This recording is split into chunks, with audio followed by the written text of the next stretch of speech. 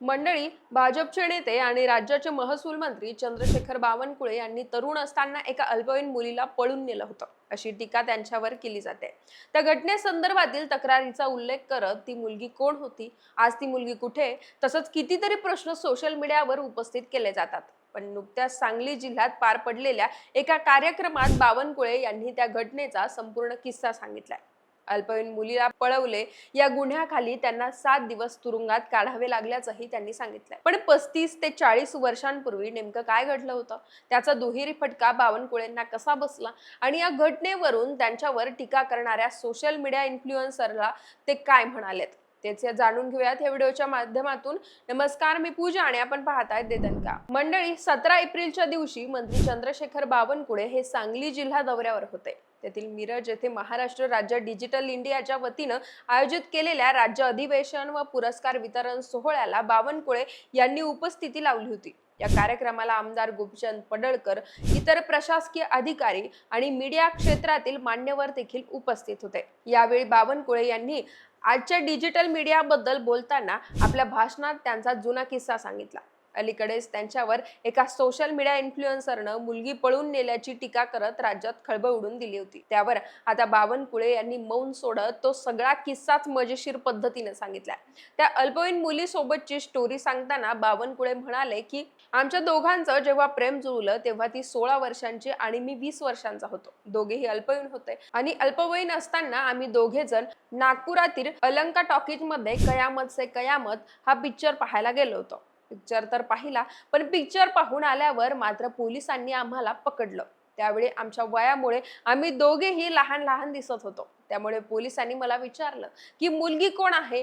त्यावर आम्ही दोघेही घाबरलो, कारण आम्ही पिक्चर पाहायला गेलो की आणखी कुठे गेलो याबद्दल आम्ही दोघांनीही एकमेकांच्या घरी सांगितलेलं नव्हतं आणि दोघेही अल्पवयीन असल्याने सांगताही येत नव्हतं की आम्ही काय केलं, पण आम्ही पिक्चरच पाहिला होता. त्या काळात काही फालतू चालायचं नाही. हा काळ 35 ते 40 वर्षांपूर्वीचा आहे. दरम्यान पोलिसांनी पकडल्यावर ते आम्हाला सरळ सीताबर्डी पोलीस ठाण्यात घेऊन गेले. त्या ठिकाणी कारण नसताना अल्पवयीन मुलगी पळून नेल्यामुळे माझ्यावर केस ठोकली. पोलिसांच्या वतीनं 363 आणि 366 सेक्शन लावण्यात आले. मी 7 दिवस सेंट्रल जेलमध्ये राहिलो. सेशन कोर्टात ही ट्रायल चालली. मला 1.5 वर्ष कोर्टात जावं लागलं. ती मुलगी पोलिसांना वारंवार सांगायची की मला कोणी पळून आणलेलं नाहीये. आम्ही दोघेही सहमतीनं पिक्चर पाहायला आलो होतो. पण नाबालिग पोरीचं बयान कोण घेतंय? पोलिसांनी तिच्या आई वडिलांचं आणि भावाचं बयान घेतलं. त्यांनी सांगितले की हो, आमच्या मुलीला पळवून नेलं होतं.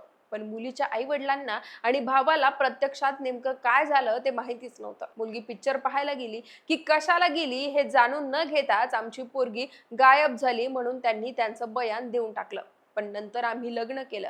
ती मुलगी आज माझी बायको आहे. नंतर बायकोनं कोर्टात सांगितलं की मला कुणी पळून नेलं नाही, मीच माझ्या नवऱ्याला पळून नेलं होतं. दरम्यान आपल्या भाषणात असा हा किस्सा सांगितल्यानंतर बावनकुळे पुढे म्हणाले की अशा घटना जीवनामध्ये घडत असतात. पण आता जवळपास 37 वर्षांनंतर धाराशिवचा एक इन्फ्लुएन्सर माझ्या जीवनावर टीका करतो. आता 4 दिवसांपूर्वी तो म्हणाला की बावनकुळे यांचं आयुष्य असं आहे की त्यांनी लहान लहान पोरी पळून नेल्यात, त्यांच्या सोबत हे केलं ते केलं वगैरे वगैरे. पण आता मला दोन दोन नातवंड आहेत, मुलगा आहे, मुलगी आहे, त्यांचे लेकरं आहेत. इतकं सगळं झाल्यानंतर आता 40 वर्षांनी एक इन्फ्लुएन्सर म्हणतोय की बावनकुळे यांचं जीवन फार वाईट आहे, त्यांनी पोरगी पळून नेली होती. पण त्याला हे माहिती नाही की ती मुलगी आता माझी बायको आहे म्हणून. कदाचित त्याने थोडी अजून माहिती काढली असती किंवा मग त्याने मला फोन केला असता की बावनकुळे साहेब, ती 363 366 तुमच्यावर लागली होती, ती कशासाठी आहे, जरा समजून सांगा आम्हाला. तर निश्चितपणे मी त्याच्याशी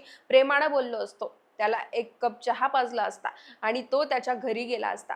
मी माझ्या घरी गेलो असतो. पण त्याने एवढी टीका केली माझ्यावर आणि माझ्या बायकोवर की सांगता सोय नाही. ती मुलगी आता कुठे, तिला शोधून आणा, असं बरंच काही तो इन्फ्लुएन्सर बोलला. आता माहिती न घेता असं बोलल्यामुळे आमचे कार्यकर्ते नाराज झाले आणि त्यांनी त्याच्यावर FIR दाखल केली. त्यामुळे मलाही त्याला नोटीस द्यावी लागली. पण आता तो म्हणतोय की बघा, मला बावनकुळे साहेबांनी नोटीस पाठवली आहे. मंडळी, बावनकुळे यांनी आपल्या भाषणात असंही स्पष्ट केलं की मी काही डिजिटल मीडियाच्या विरोधात नाहीये, पण माहिती न घेता काही गोष्टी प्रसारित केल्यानं आम्हाला असा दुहेरी फटका बसतो. कारण यावरून समाजाला खरंच वाटतं की ती मुलगी कोण होती, कुठे गेली, कुणाची मुलगी होती, यामुळे समाजात संभ्रम तयार झाला. पण ती मुलगी माझी बायकोच असल्याचं बावनकुळे यांनी सांगितलंय. दरम्यान हा किस्सा सांगताना स्वतः बावनकुळे यांनाही हसू आवरता आलं नाही आणि उपस्थित असलेल्या लोकांनाही या प्रसंगाला भरभरून प्रतिसाद दिला. तर मंडळी, चंद्रशेखर बावनकुळे यांनी अल्पवयीन मुलगी पळून नेल्याचा हा सगळा किस्सा तुम्हाला कसा वाटला, यावर तुमची काही मतं आणि प्रतिक्रिया असतील तर आम्हाला कमेंट्सच्या माध्यमातून नक्की कळवा आणि देदानकाला सबस्क्राईब करायला विसरू नका.